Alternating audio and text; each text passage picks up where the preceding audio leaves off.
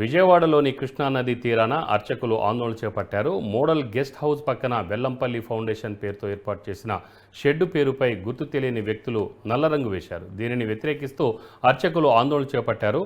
నల్ల రంగు వేసిన వారిపై పోలీసులకు ఫిర్యాదు చేయనున్నట్లు ఫౌండేషన్ డైరెక్టర్ కొనకళ్ళ విద్యాధర్రావు తెలిపారు.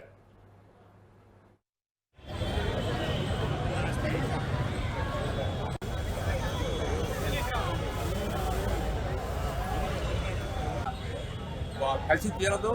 ఇలాంటి అప్రచురైనటువంటి కార్యక్రమాలు కానివ్వండి, సంఘ వ్యతిరేక కార్యక్రమాలు చేయడం మానవత్వం ఉన్న ఏ మనిషికి ఇది మంచిది కాదు. సమాజంలో సేవ అనేది భగవంతుడు ఇచ్చినటువంటి ఒక మంచి కార్యక్రమం. దాన్ని అందరూ ప్రోత్సహించాలి తప్ప మానవత్వం అనేది మనిషిలో ఎలా ఉంటుంది అనేది ఇలాంటి సేవా కార్యక్రమాల్లో మనిషి యొక్క మానవత్వాన్ని చూపిస్తుంది. కాబట్టి గౌరవనీయులైనటువంటి విజయవాడ నగర ప్రజలందరూ ఇటువంటి విషయాలను తీవ్రంగా ఖండించి వీటికి ప్రోత్సాహం ఇవ్వకుండా సభ్య సమాజంలో అందరూ సమానంగా ఉండేలాగా చూడాలని ఇలాంటి విషయాన్ని తీవ్రంగా ఖండిస్తూ దీని మీద ఎవరైతే ఇలాంటి కార్యక్రమం చేశారో వాళ్ళందరి మీద తగు చర్య తీసుకోవాలని పోలీసు వారికి ఈరోజు ఒక విజ్ఞప్తి పత్రాన్ని, కంప్లైంట్ పత్రాన్ని ఇవ్వడం జరుగుతుంది.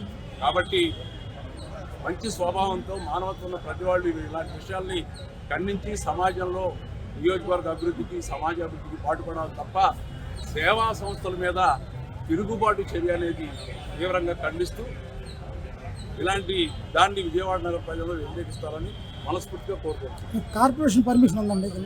కార్పొరేషన్ పర్మిషను, ఇరిగేషన్ పర్మిషను కాదు. ఇక్కడ ఇది పురోహిత సంఘానికి ఇచ్చినటువంటి ఒక పవిత్రమైన స్థలం. ఆ స్థలంలో నీడ కల్పించడానికి ఇచ్చినటువంటిది ఇది.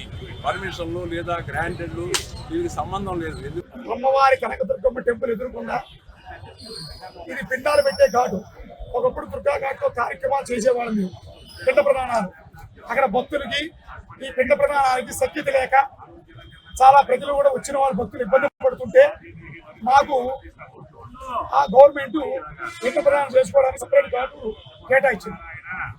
ఆ ఘాట్లో మేము ఇన్ని సంవత్సరాలు బట్టి కార్యక్రమాలు చేస్తున్నాం. కానీ మాకు వర్షం వచ్చినా, ఎండ వచ్చినా, వాన వచ్చినా అన్నిటికి తెలిసి మాకు వచ్చిన బియ్యాలు కానీ ఎవరైనా కార్యక్రమాలు పిచ్చిన కార్యక్రమాలు చేసుకుంటే వాళ్ళు ఇచ్చే బియ్యం కానీ మాకు ఎప్పుడు ఇచ్చినా కూడా అవన్నీ కూడా వర్షాకాలం ఉంటే వర్షాకాలం తడిసిపోయాయి. ఇంటికి కూడా ఏం పట్టుకెళ్ళేవాళ్ళు కాదు. చాలా ఇబ్బంది పడుతుండేవాళ్ళు.